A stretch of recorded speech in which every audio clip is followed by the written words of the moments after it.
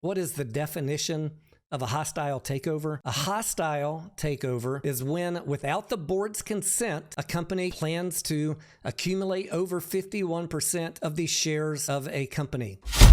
FUDBusters. Hey guys, Tony Denaro here. Hope you had a great Tuesday. It seems like the thing that you guys want to know the most about today is AMC subject to a hostile takeover by Antara? Let's talk about that for a second, guys, because I think there's a little bit of confusion. Imagine that. A little bit of confusion from the Clickbait channels. Let's talk about what is a 13D form. First of all, a 13D form is not a contract. It is a notification to the investors that an entity has taken more than 5% ownership in a company. And you see 13D and 13G filings all the time on many different stocks. If we look at the 13D that Antara filed back in December 22nd, I think it was, showing their ownership, which AMC disclosed also in a 8K filing. You go down to the bottom of this 13D, and then there are additional fields that the SEC requires the institution to fill out, like who are you, what's your background, where did the money come from that you're using to buy these shares, and what is the purpose of this transaction. That is an SEC required disclosure from the institution to us, so that we know what is the purpose of their transaction.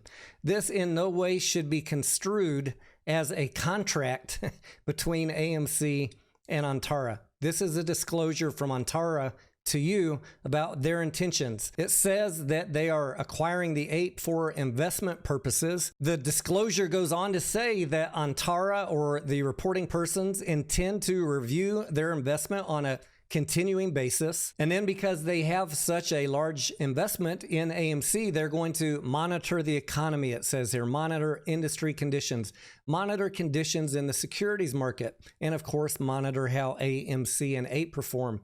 And depending on how all of that goes, the economy, the industry, AMC and APE, they may take other actions, including purchasing additional APE, purchasing other securities or derivatives, or selling some of their APE. In other words, they're going to hedge or protect their position because they don't want to lose money. And yes, indeed, we have seen over the last several months, Antara's taken a lot of different derivative positions, buys and sells, to either try and make money or try to not lose money on the portion of their investment in APE that they are holding. This 13D filing is what you would call absolutely not a hostile takeover. It is what is called a notification that they, Antara, are an activist investor.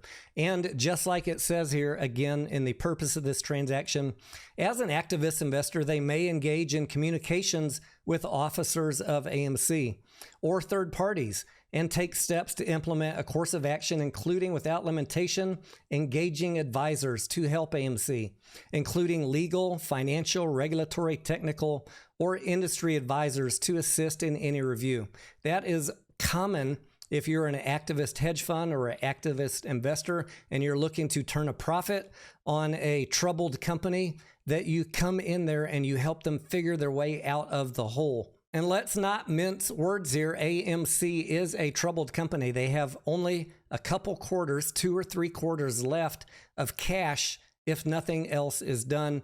And Antara is, like it or not, helping them figure a way out. And yes, Antara is profiting for that advice, for their help, for their investment in AMC by buying this 19% total stake in the company.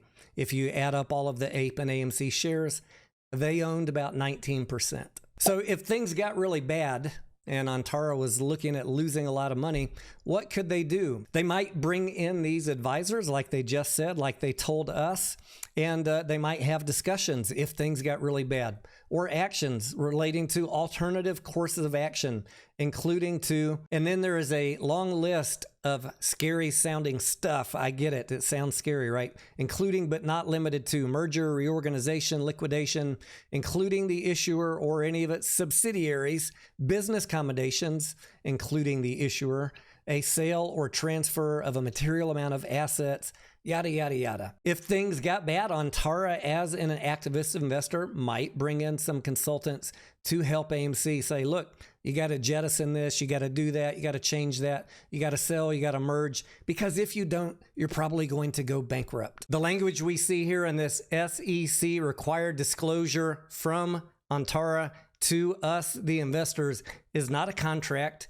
It is what we call boilerplate legal talk, cover your ass type talk. This exact boilerplate language, you could Google it and come up with a dozen other companies that have the exact same language. I'm going to show you a few examples that I took a couple minutes just to look up, and I'll let you guess how many of these that had the exact same language got a hostile takeover. Attorneys do this sort of stuff all the time, guys, and they use the same language over and over again. That is why it is called legal boilerplate language. It is the legal golden standard that has been proven to stand up in court and cover their ass no matter what happens. You can go look up the instructions for filling out a 13D, and it tells the institutions you have to disclose if you are going to consider doing any of these things. It's in the damn instructions for filling out a 13D. It's not a damn contract, and Antara is giving you that disclosure. What is the contract with AMC? It is this forward purchase agreement, and that was also filed on December 22nd. So if you want to know what the contract was,